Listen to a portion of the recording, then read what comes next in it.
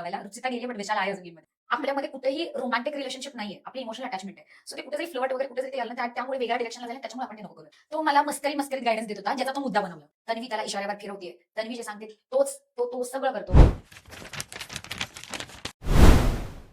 नमस्कार मंडळी, मी श्रावणी विलास लकेश्री तुमचं मराठी वाहिनीमध्ये खूप मनापासून स्वागत करते. माझ्यासोबत आता एक एनर्जेटिक मुलगी आहे, लवंगी मिरची असं मी तिला म्हणेन. म्हणजे रुचिता, कशी आहेस? नमस्कार, मी मजेत असण्याचा ढोंग करते. मी आता तेच म्हणणार होते की मी एनर्जेटिक शब्द वापरला आणि तू जी डाऊन गेली आहेस. काय म्हणते, बाहेर आल्यावरती पहिला थॉट काय आला तुझ्या मनामध्ये? मी कशी बाहेर आले हाच होता. ओके, घरातलं वातावरण खूप छान होतं तुझ्या बाजूने. तुझी जी टोळी तुला सपोर्ट करत होती, त्यानंतर विशालला खूप वाईट वाटलं. आता मी म्हणेन तो एकटा पडलाय, तर तू त्याला काय सांगशील? त्याला मी एवढंच सांगेल, खचू नकोस. जसं तू म्हटला होतास, तू मला गोदीमध्ये घेऊन नव्हता आलास. सो स्वतःसाठी खेळ आणि यू आर स्ट्रॉंगर दॅन दिस. जसं तू बोलतोस की अकेला काफी आहे, तो स्टँड बाय इट. आणि तो एकटा काफी आहे सगळ्यांची वाट लावायला. रुचिता गेलीये बट विशाल आहे अजून गेम मध्ये. ओके, विशालचं असं म्हणेन की तो सारखा तुला एकच प्रश्न विचारत होता की टोळी शिवाय तुझा गेम काय आहे, किंवा तुझा गेमच दिसत नाहीये. तर तुला असं वाटत होतं का की टार्गेट होते की लेफ्ट आउट होते, की तो ऍज अ पर्सन म्हणून तुला एक गायडन्स देत होता? तो मला मस्करीत गायडन्स देत होता, ज्याचा तो मुद्दा बनवला. नंतर तो विशालने डोक्याला हात लावला होता की बाप रे, मैं कुछ बोल देता हूँ और उसका पता नहीं क्या बतंगड बन जाता है. आणि त्याचं जेन्युइनली असं काहीच नव्हतं की तो मला टोचून बोलतोय किंवा तो मला हे करतोय की तुझा काही गेम नाहीये, हे असं टिपून देतोय, असं काहीच नव्हतं. तो मस्करीमध्ये ते मला बोलत होता, ज्याचा तो मुद्दा बनला. आणि सगळ्यांना दिसत होतं की माझं ते टोळी सोडून पण गेम होता म्हणूनच मी 8 आठवडे टिकले. नाहीतर मी माझ्यापेक्षा मोठे मोठे कलाकार होते, ज्यांचे कितीतरी फॅन फॉलोईंग होती आणि ते माझ्या आधी गेले आणि मी टिकले होते. म्हणजे काहीतरी गेम असेल, काहीतरी महाराष्ट्राने बघितलं असेल. ओके, मग तुला असं वाईट नव्हतं वाटत त्या गोष्टीचं की सारखं सारखं तो एकच गोष्ट बोलतोय तुला की अरे गेम कर किंवा टोळीमधून बाहेर जा असं तो दिसण्यात येत होतं? असं तुला कधी घरामध्ये वाटलं नाही त्या गोष्टीचा मुद्दा? तो मला कधीच नव्हता बोलला. तो मला एकदाच बोलला होता, जे भाऊच्या धक्क्यावरती आणलं गेलं. सगळे मला बोलत होते की टोळी सोड, कारण की टोळी फुटली असते तर त्यांचा फायदा होता. कारण की टोळीची स्ट्रेंथ होती त्यांची युनिटी, आणि तेच त्यांना तोडायची होती. कारण की पूर्ण वेळेस 4 अगेन्स्ट 12 व्हायचं आणि तरी सुद्धा ते लोक हरायचे. बरोबर. तरी सुद्धा ते हरायचे की त्यांच्याकडे इतकी मेजॉरिटी होती आणि तरी सुद्धा ते हरायचे. कारण आमच्याकडे फिजिकल आणि मेंटल दोन्ही स्ट्रेंथ होती. आणि सगळ्यात मेन आमच्याकडे युनिटी होती, जी त्यांच्याकडे नव्हती. सो त्यांनी त्या युनिटीवरतीच घाव घातला. तू म्हणालीस की युनिटी, पण आता आम्ही काय बघितलं किंवा तो दिसण्यातच आलं होतं की समोरचा ग्रुपच नाहीये. तो ग्रुप नंतर फॉर्म झाला, जो राकेश, तन्वी, दीपाली आणि प्रभूचा होता. त्यानंतर दुसरा एक ग्रुप झाला, त्याला नावच नव्हतं. तर तुला असं वाटलं होतं का तिकडे एकदमच असं खूप गोंधळ आहे किंवा ते एकमेकांच्या सपोर्टमध्ये नाहीयेत आणि नंतर मग उगाच एक ढोंग करतायत पूर्ण फॉर्म करण्याचा ग्रुप? त्यांचं मोटिव्ह एकच होतं. तू आत्ताचे पण सगळे एपिसोड बघ. ते इतके खुश व्हायचे की ये टोळीला हरवलं. ते बिग बॉसला आलेच होते टोळीला हरवण्यासाठी. सो त्यांचं 12 लोकांचं एकमेकांशी काही कनेक्शन नव्हतं. पण त्या 12 लोकांमध्ये एक म्युच्युअल फिलिंग होती की टोळीला हरवायचे. ते म्युच्युअली टोळीला नफरत करायचे. सो ते टास्क जेव्हा यायचे तेव्हा अचानक एक घोळका व्हायचा. एरवी ते असे बिखरलेले असायचे. पण जेव्हा टास्क यायचा अचानक एक घोळका व्हायचा की आता तर टोळीला हरवायचंच आहे. आणि ते त्यांच्या फेवरमध्ये म्हणून काम नव्हतं करत, कारण आम्ही जेन्युइनली अटॅच होतो. आम्ही एकत्र उठायचो, बसायचो. टास्क असेल किंवा टास्क सोडून घरातले डायनामिक्स असतील, आमच्या 5 लोकांचा एकच मूलमंत्र होता की एकत्र राहा, युनिटीने राहा. ते बिखरले होते आणि त्यांचा एकच मूलमंत्र होता, टोळीला हरवायचं. सो मे बी ते त्यांच्यासाठी वर्क नाही झालं. नंतर त्यांनी आम्हाला बघून कॉप्या केला, पण ठीक आहे, काय आता. ओके, टोळी पण फुटली शेवटी की अनुश्री बाहेर आली आणि अनुश्रीचं असं झालं की ऍक्च्युअली ती गेम प्लॅन करून आली होती की मी जाते तिकडे आणि मी पूर्ण असं तुम्हाला सगळ्या खबर वगैरे पोहोचवेन, पण नंतर ती पूर्णच बाहेर गेली. त्याचं कारण तुला काय वाटतं? हे आम्हाला आधीपासून माहिती होतं. मी विशालला डे 1 पासून सांगितलं होतं की अनुश्री असं करणार आहे. आणि हे विशालला पण माहिती होतं, कारण की विशाल इतका लहान नाहीये. तिने आधीच सांगितलं होतं की मी काही इमोशनली अटॅच होत नाही शो मध्ये, आणि मला पर्सनल लेवलवर कोणासाठी काही वाटत नाही आणि मला वाटून घ्यायचंही नाही, कारण की मी खेळ खेळायला आली. फेअर इनफ तिच्या बाजूने. पण मला असं वाटतं की तिला मग डे 1 ला स्टोरीत नव्हतं घ्यायला पाहिजे, कारण की ती नसते ना तर तीन लोक तर तीन लोक, पण मे बी ते स्ट्रॉंगली कनेक्टेड असते, एकमेकांची अटॅच असते. कारण रोशन दादाला इतकी चुगली वगैरे दाखवून सुद्धा तो फुटला नाही, कारण की त्याला एक ट्रस्ट फॅक्टर होता आमच्यामध्ये, की जे काय होतंय ते आपल्या सगळ्यांच्या फायद्यासाठीच होतंय. अनुश्रीने गेम बघून उगीच तिचं एक, मला मुलगी म्हणून चांगली आहे, मैत्रीण म्हणून चांगली होती, पण तिचा गेम डे वन पासून हाच होता की जो प्रवाह चालू आहे त्याच्या उलट्या दिशेने जायचं. तिचा अख्खा गेमच तो होता. म्हणून डे वनला पण तुफान येत आहे, तुफान येत आहे, जेव्हा तिला कळलं अख्ख्या घराला तो बजर नाही दाबायचा, तुफान येऊ द्यायचंय, तेव्हा तिने बोललं अगेन्स्ट जाऊयात. सगळे लोक प्रामाणिकपणे खेळतायत, तिला चावी चोरी करायची होती. सगळेजण प्रामाणिकपणे सामान ठेवतायत, मी अशीच आहे, मेरी जीप लपलपाई, मला चोऱ्या करायच्या. सो तिचं असंच होतं की घराच्या अगेन्स्ट जाणं हा तिचा गेम होता. सो मला माहिती होतं ही एका दिवशी करणार आहे, पण एका पॉइंटला असं झालं होतं ना, मी, विशाल आणि रोशन दादा आम्ही तिघे पण तिला इमोशनली अटॅच झालो होतो आणि ती आमचा वापर करून घेत होती. तू स्वतः चावीचा मुद्दा काढलायस, पण विचारते चावी प्रकरण काय नक्की? बापरे. म्हणजे सीझन सुरू झाल्यापासून चावी चावी चावी, आणि एंड तू घरात बाहेर पडण्याआधी पण चावी चावी चावी, किती ते झालं होतं प्रकरण? घरामध्ये आय थिंक कंटेस्टंट्सच्या वरती 2 गोष्टी व्हायरल आहेत, चावी आणि अंडी. हो. त्या अंड्यांनी पण आयुष्य बरबाद केलं होतं. ते चावी कधीही कोणाच्या खिशात, कधी कोणाच्या खिशात, कधी कोणाच्या खिशात, जे काय चाललं होतं ते चावी प्रकरण. पण एका पॉइंटला असं वाटलं होतं यार, की काय सगळे जर का चोऱ्याच करून जर का हे करतायत, तर मग कशाला एवढा टास्क खेळत बसायचंय. कारण जीव तोडून माझ्या अजून अंगावरती सगळीकडे निशाण आहेत, कारण की मला माहितीये मी काय जिद्दीने टास्क खेळायचे. पण मग कोणतरी येणार, चोरी करून घेऊन जाणार आणि मग आपल्याकडची पॉवर तिकडे शिफ्ट होते. शेवटी ते चावी चोरून दुसराच कॅप्टन झाला.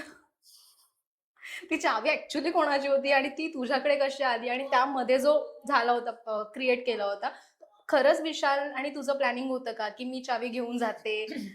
प्लॅनिंग होतं का तुमचं? तर असं सीन झाला होता की तो प्राजक्तालाच देणार होता आणि मला असं पाहिजे होतं की मला माहिती होतं की पॉवर कीचा टास्क आता नाही येणार आहे आणि मला काही करून ती चावी हवी आहे.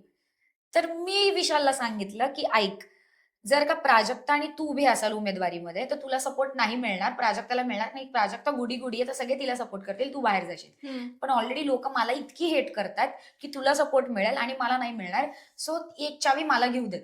आणि हे प्लॅन करून मीच प्लॅन केलं होतं की मला चोरी करू देत, लोकांना दिसू देत की मी चोरी करते, म्हणजे तू सेफ राहशील, सगळा ब्लेम माझ्यावर येऊ देत, पण मला ती चावी कशी पण करून हवी.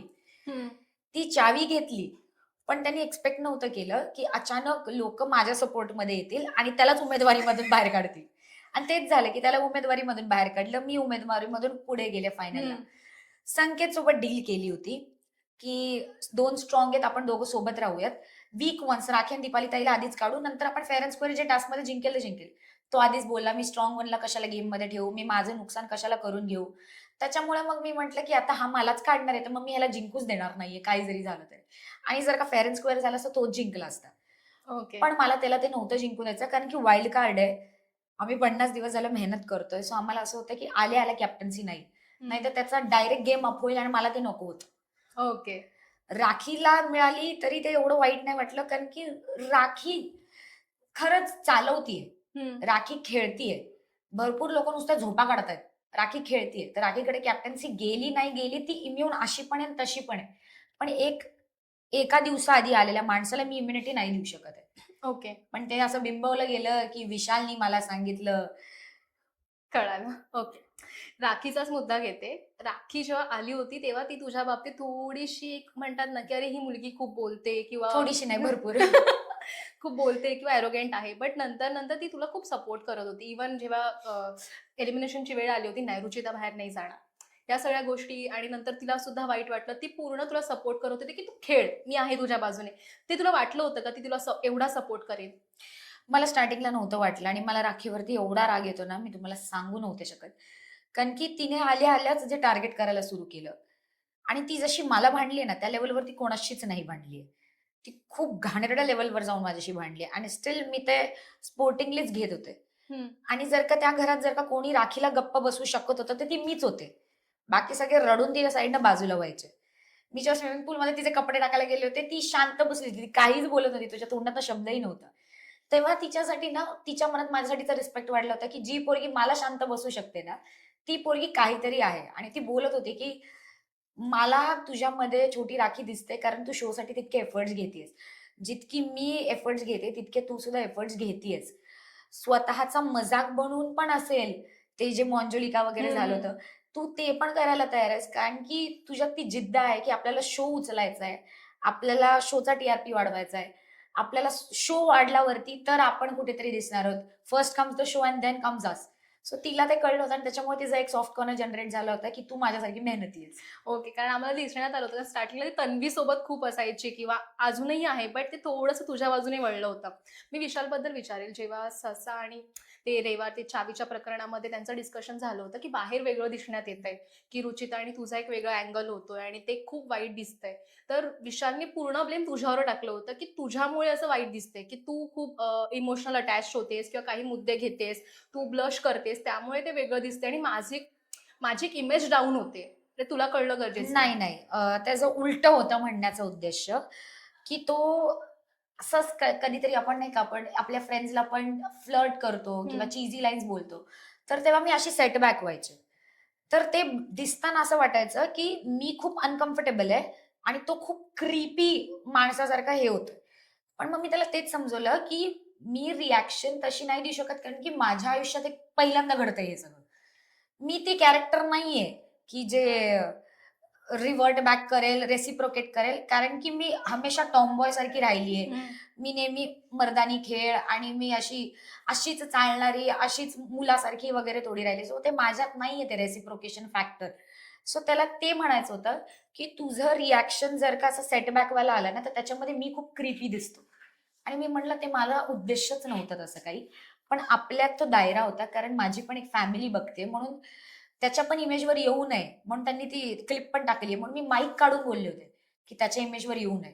माईक काढून बोलले होते, की लेट्स नॉट गो देअर. आपले पण फॅमिलीज आहेत. घाणेरडं मे बी वाटेल ते. त्याच्यामुळे आपण या गोष्टीत पडायलाच नको, कारण की आपलं जे काय ते खूप जेन्युइन आहे. हं. आपल्यामध्ये कुठेही रोमॅन्टिक रिलेशनशिप नाहीये. आपली इमोशनल अटॅचमेंट आहे. सो ते कुठे जरी फ्लर्ट वगैरे कुठे जरी ते आलं ना, त्यामुळे वेगळ्या डिरेक्शनला जाईल आणि त्याच्यामुळे आपण ते नको करूया. सो त्याला ते कुठेतरी वाटलं, की संस्कृतीने असं सांगितलं, की तू तिच्या मागे दिसतोयस आणि हं. ती तुला लांब करती आणि ती खूप घाण दिसते. त्याच्यामुळे त्याचं ते म्हणण्याचा उद्देश होता. ओके. तर त्या गोष्टीनंतर कुठेतरी असं झालं का, की रुचिता आणि विशालमध्ये कुठेतरी एक फूट पडेल किंवा त्यांची फ्रेंडशिप पूर्ण तुटून जाईल? संस्कृती आणि रेवाच्या हां. येण्यामुळे. येस, माझ्या साईडनी पडत होती. पण ते त्यांनी भरवलंय म्हणून नाही. पण माझे घरचे काय विचार करतील मला त्या गोष्टीचं टेन्शन होतं. कारण माझ्या साईडनी आणि त्याच्या दोघांच्याही साईडनी खूप जेन्युइन नातं होतं आणि it was pure Platonic friendship. पण जेव्हा संस्कृतीकडनं कळलं की खूप घाणेरडं दिसतंय बाहेर, तेव्हा मला असं होतं की मला हे नातं तोडायचं नाहीये. पण मला काहीतरी रेस्ट्रिक्शन्स टाकायचेत, हं. ज्याच्यामुळे नातं पण नाहीये सॅक्रिफाईस होणार आणि माझी इमेज कुठेतरी वेगळ्या दिशेने, माझीच नाही त्याची पण, की कारण की जर का इमेज घाण होते तर दोघांची होणार आहे. फक्त माझी किंवा फक्त त्याची असं नाही होणार आहे. दोघांची होणार आहे. सो मला ते कुठेतरी रेस्ट्रिक्शन्स मांडायचे होते आणि म्हणून ते लिमिटेशन्स मी घालत होते. पण तोपर्यंतच गोष्टी खूप विस्कटल्या आणि त्याचं म्हणण्याचा उद्देश एवढंच होतं, की कोणाच्या तरी थर्ड पर्सनच्या बोलण्याने आपण घाण होणार आहे का? आपल्याला माहिती आहे आपल्यात जे नातं आहे ते किती प्युअर आहे, किती प्युअर फ्रेंडशिप आहे आणि ते काय आहे. ते जर का ते वेगळ्या दिशेने घेतायत, तर तो त्यांचा प्रॉब्लेम आहे. ते त्यांची मेंटॅलिटी आहे. पण आपण सगळ्यांची मेंटॅलिटी नाही चेंज करू शकत आहे. सो इट्स बेटर आपण स्वतःलाच कंट्रोल करणं किंवा स्वतःलाच त्या गोष्टींपासून थांबवणं. हा माझा पॉइंट आहे. तुला माहितीच असेल, तू आल्यावर बघितलं असेल, की तू किती अरोगन्स दिसलीये किंवा तुझ्या बाबतीत किती निगेटिव्हिटी पसरली आहे. हं. ते तुला आतमध्ये ऑब्व्हियसली माहिती नव्हतं. पण बाहेर आल्यावर असं कळलं का, अरे मी हे जास्त एवढं होतंय, ओव्हर झालंय किंवा काही गोष्टी खरंच निग्लेक्ट झाल्या आहेत आमच्याकडून किंवा ते एडिटर टीमकडून आणि त्यामुळे मी खूपच वाईट दिसली आहे. तर त्या बाबतीत तू काय बोलशील, की मी ॲक्चुअलमध्ये कशी आहे? काही गोष्टी नाही, खूप गोष्टी निग्लेक्ट झाल्यात. मी फक्त आरडाओरडा करताना दिसलीये. माझा ह्युमरस सार्कॅस्टिक साइड दिसलेला नाहीये. माझा चाइल्डिश, किडिश साइड दिसलेला नाहीये. मला प्रत्येक भावच्या धक्क्याला विशाल बोलायचा, की तुझा जो हा वाला साइड आहे, जो किडिश साइड आहे, जो सागर दादा समोर येतो बाहेर, जो सचिन दादा समोर, रोशन दादा समोर येतो बाहेर, की तू एक लहान पोरगी बनून जातेस त्यांच्यासमोर. एक दादा आहे माझा. त्याच्यासमोर एक लहान बहिणीचं कॅरेक्टर एक येऊन जातं ना, ते तुझं दिसत नाहीये का बाहेर? तू कंटिन्यू आरडाओरडा करतानाच दिसतीये का? आणि जे बाहेरून मी बघते ना तेच झालंय. मी माझे खूप फ्लेवर्स होते, पण ते नाही दिसलेत. माझ्या खूप गोष्टी होत्या ज्या नाही दिसल्यात. खूपदा अशा टास्कमध्ये पण मेक अ रीलवाला टास्क होता, ज्याच्यामध्ये मी बेली डान्स परफॉर्म केला होता. नाही दिसलं ते. कटआउट झाले, मे बी एका तासाचा एपिसोड असेल म्हणून. पण मला असं झालं की फक्त ओरडणारी रुचिता नव्हती. जी रुचिता मंजुलिका बनली होती ती पण रुचिता होती. जी रुचिता राखीसोबत असायची ती पण होती. जे वेणीवाला टास्क होता त्याच्यामध्ये फन बँटर चालू होतं तिच्या आणि राखीमध्ये, ती पण रुचिता होती. त्याच्यानंतर जे मोतीवाला टास्क होता, जेव्हा सचिन दादा माझ्यासाठी गाणं गात होता, करण मला काहीतरी बोलत होता आणि तेव्हा मी ब्लश करत होते आणि मी त्यांना फिरवत होते, ती पण रुचिता होती. पण तो फ्लेवर खूप कमी दिसला. कारण मे बी तो फ्लेवर दिसला असता तर मग प्रोमो मध्ये काय टाकणार. ओके. सर्वात फेक कोण वाटतं तुला? अरे बापरे, आता ते सगळ्यांनाच माहितीये, तन्वी ऑफकोर्स. कारण की जी तन्वी पहिल्या आठवड्यात होती ती तन्वी आहे. जे आता साडी बिडी घालून सोजवळ त्याची मुरत तिचं जे कॅरेक्टर प्ले करते ते तिचं कॅरेक्टर आहे. सोनबाईचं कॅरेक्टर जे ती प्ले करते, की पूर्ण घर तिला टार्गेट करते आणि ती खूप सहन करते ते वाला कॅरेक्टर प्ले करते. स्ट्रॉंग लेडी जिला खूप दाबलं जातंय आणि तिची हे आहे की तिला बाहेर यायचं त्या सगळ्या बंधनातून, पण असं काहीच नाहीये. तिचं एवढंच आहे की जिथे मुद्दा असेल तिथे फक्त मध्ये जा आणि बरोबर काय आणि चुकीचं काय, माणुसकीचं बॅरियर टाका, सत्यतेचं बॅरियर टाका आणि मग त्याच्यामध्ये लोक तिला महान समजणार. असं काही नाहीये. तिने शूज रिअल आयुष्यामध्ये तिने माझे शूज वगैरे नसते काढले जेव्हा ते बेडवर ठेवले होते. तिने हे कधीच कोणासोबत केलं नसतं. पण तिला ते ऑडियन्सला दाखवायचं होतं की बघा मी किती चांगली आहे. आणि मला ते दाखवायचं होतं ऑडियन्सला, जे की नाही दिसलं, की हे 8 आठवडे होत होतं. पण तन्वीने हे 8 आठवडे कोणासोबत नाही केलं. सगळे करत होते. आणि मी डॅन्यूब मध्ये इतके एपिसोड आहे, एका तरी एपिसोड मध्ये दिसलं असेल ना की मी डॅन्यूब मध्ये शूज घालून बसले. पण ते कधीच नाही दिसलं कारण मी ते कधी केलंच नव्हतं. त्या दिवशी मला खूप हेडेक होत होतं.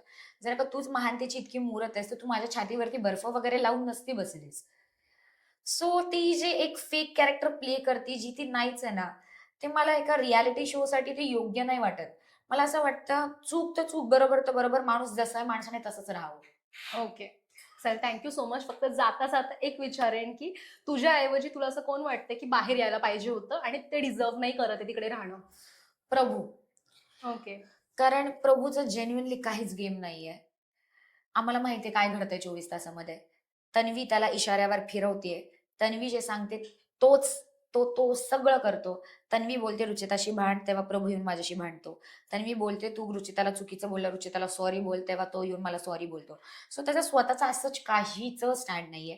आणि ते स्टेटमेंट एक्झॅक्टली बरोबर आहे जे सगळे घरचे देतात, की तो तन्वीच्या पदराला बांधला गेलाय, जो की बांधला गेलाय. So I don't think so की तो डिझर्व करतो तिथे राहणं. ओके, चालेल. Thank you so much. तुला पुढील वाटचालीसाठी खूप शुभेच्छा. Thank you. जाता जाता फक्त प्रेक्षकांना एक निरोप दे.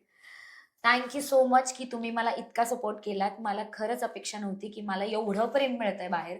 बाहेर आल्यानंतर तुमच्या सगळ्यांचा प्रतिसाद आणि प्रेम बघून मला इतकं भारावून आलं होतं, की लोकांना एक्सपेक्टेड नव्हतं. लोकं रडतायत, लोकं बिग बॉसच बघणार नाहीयेत आता असं वगैरे म्हणतायत. पण रुचिताच्या वरती शो आहे. शो होता म्हणून रुचिता शो बघत राहा. असंच प्रेम पुढे देत राहा. मी अजून भरपूर शोज मध्ये नक्कीच येईल, तुमचं मनोरंजन करत राहील. प्रेम देत राहा, असंच सपोर्ट करत राहा. आणि ज्या काही गोष्टींसाठी तुम्हाला जर का राग आला असेल माझ्यावरती, वाईट वाटलं असेल, त्यासाठी मी क्षमस्व आहे. तुमचीच लेक समजून सगळ्या चुका पोटात घालून घ्या आणि असंच सपोर्ट करत राहा.